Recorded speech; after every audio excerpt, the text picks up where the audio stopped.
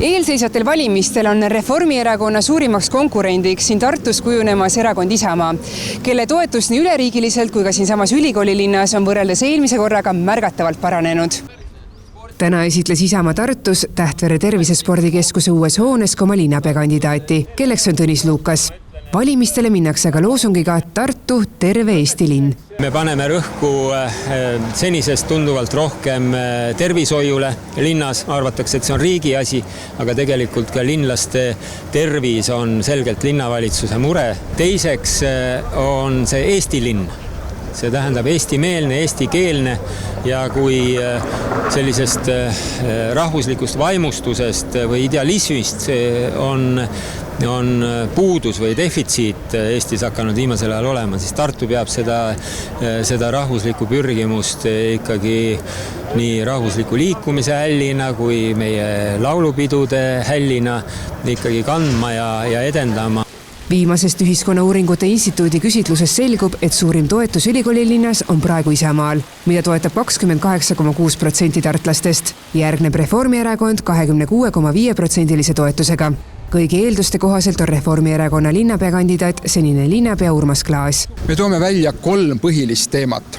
Esimene on turvaline ja kriisikindel Tartu.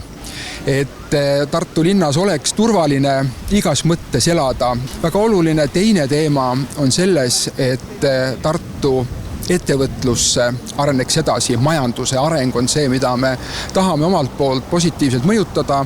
Politoloog Rein Toomla toob välja, et praegune seis ennustab päris tasavägist võistlust Reformierakonna ja Isamaa vahel. Selge on see, et Tartu puhul päris tõsiseks vaidlusobjektiks paistab kujunevat see ka vangla küsimus. Täpsemalt öeldes siis Rootsi vangid, keda siis tahetakse Tartu vanglasse tulla, ja Rootsi aeg kipub tagasi tulema sellega.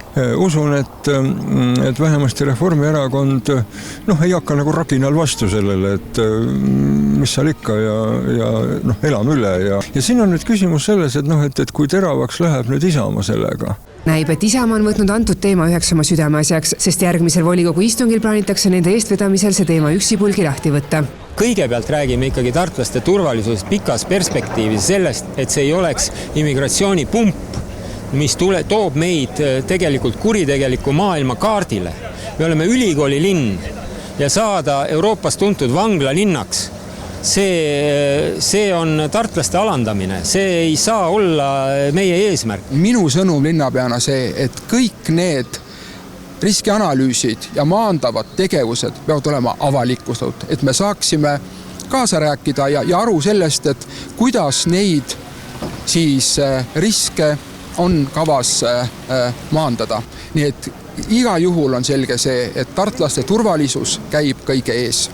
Eesti 200 toetus ülikooli linnas on viimastel andmetel 3,1%. Linnapea kandidaadiga tullakse välja augustis. Erakonna liige Anneli Kannus ütleb, et praegu on valikus lisaks temale ka Kristina Kallas ja Tanel Tein. Teame, et meil ei ole Tartus näiteks piisavalt gümnaasiumi kohti. Ehk on aeg ehitada Tartusse üks uus gümnaasium. Täpselt samamoodi Tartu linnaelanike arv kogu aeg väheneb. Et peame kindlasti tegelema ühiselt sellega, et linnaelanike arv pigem kasvaks. Sotsiaaldemokraatide toetus Tartu linnas on viimase uuringu järgi 13,4%. Linnapea kandidaat Elo Kiivet ütleb, et programmiga tullakse välja augustis, kuid üheks märksõnaks saab olema kodu. Ehk siis, et inimestele oleks taskukohased kodud, et noortele oleks kodu kättesaadav, et eakatel oleks koduhooldus või koduhooldusteenused või hooldekodu koht tagatud, et koolid ja lasteaiad oleksid kodu lähedal ja tegelikult kõige lõpuks ka kogu linnaruumi teema, ehk siis tänav kui kodu pikendus.